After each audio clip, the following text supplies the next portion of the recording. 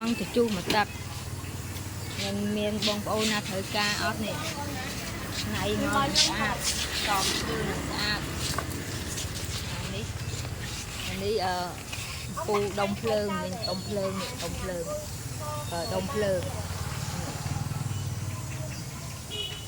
đông phơn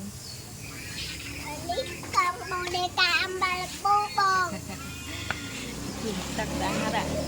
còn chuột bót à chuột bót đặt tay tam luôn ban tôi làm là lâu ngày cởi chật chỉ lại nhung chiên của con cài này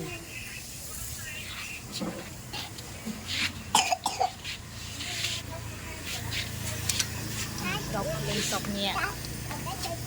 lâu rồi đây giờ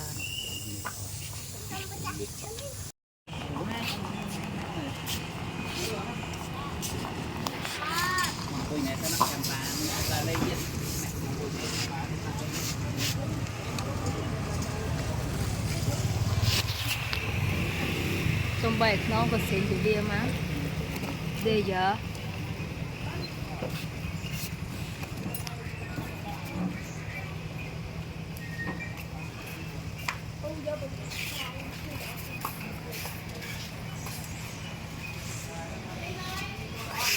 đồng lượng phở đồng lượng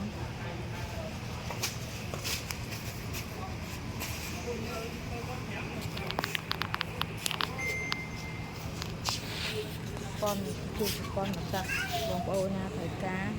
này thơm ba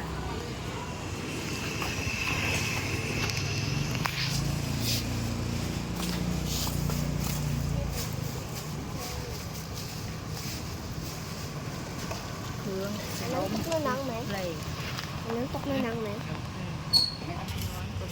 nón xịn